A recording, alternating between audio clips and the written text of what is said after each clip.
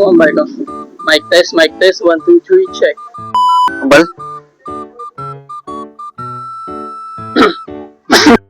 Doon, Jose. Ako po ay may dalang kautusan nagmula sa pamalaang upang litisin sa paratang na sedisyon at ako po ay may dalang kautusan nagmula sa pamalaang kolonyal. Ay may dalang kautusan nagmula sa pamalaang kolonyal.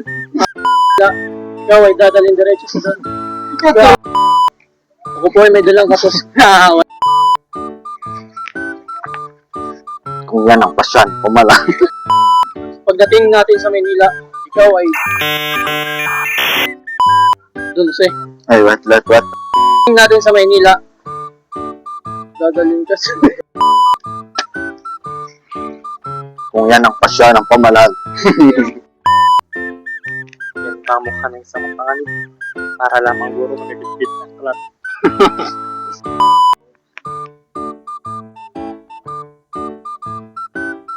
Yan tamo ka ng isang panganib para lamang guro magagipit ng kalat.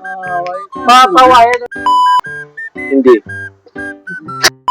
At kayo ay tinuturong utak ang nag-aaklas bilang inspirasyon. At kayo ngunit ang iyong pangalan doon, Jose, binibigkas ng mga taong nag-aaklas.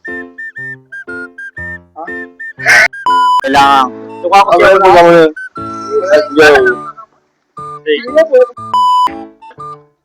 Doon, Jose, kailangan namin. Doon, Jose, kailangan namin kunin ang iyong mga gamit. May utos sa amin na huwag ka. Doon, Jose, kailangan namin kunin ang iyong mga gamit.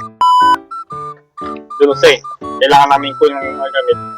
Huwag ka ito palagi doon na. Gago nga ito. Sakit. 4, 3, 2.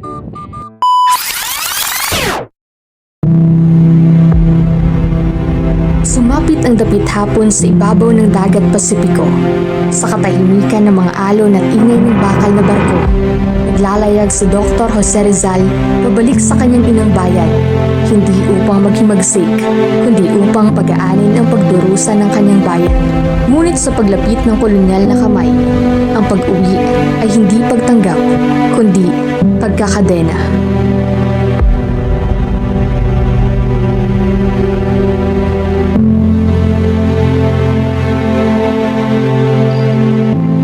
Doon, Jose, ako ay may dalang kautusan nagmula sa pamalang kolonyal. Pagdating natin sa Manila, ikaw ay dadalhin diretso sa Fort Santiago kung saan lilitisin dahil sa paratang na sedisyon at pakikipagsabuatan sa mga rebelde. Yan tamo ka ng isang panganib para lamang guro na may bitbit na kalat. Ang panulat daw niya ay mas mabigat pa sa espada. Kung yan ang pasyan ng pamalan, ako'y susunod. Wala akong baril. Wala akong ukbo.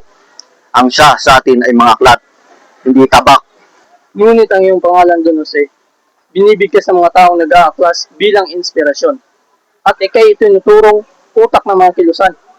Kung ako ay ginawang simbolo, yun ay hindi ko iniling. Ngunit hindi ako papayag na ako saan na walang legal na batayan. Hindi ako nagtulak ng imagsikan. Ang sandata ko lamang ay panulat. Ngayon, Tunuse, ang iyong panindigan ay malinaw.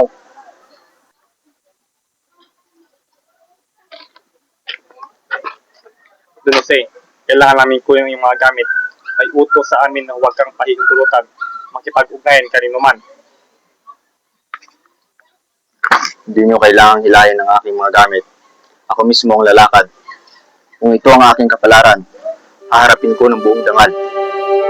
Sa araw na iyon, habang pumapailalim ang SS Colon sa karagatan, naririnig ng mga alon ang katahimikang bumabalot kay Rizal. Hindi siya kumibo, hindi nangusap ng pagtutol, sapagkat alam niyang ang pagbabalik na ito ay maaaring maging huling kabanata ng kanyang buhay. At sa tahimik na paglalakbay, nagmistulang bilanggo ang isang taong nagmahal ng tapat sa bayan, hindi dahil sa kasalanan, kundi dahil sa tapang magsabi ng katotohanan.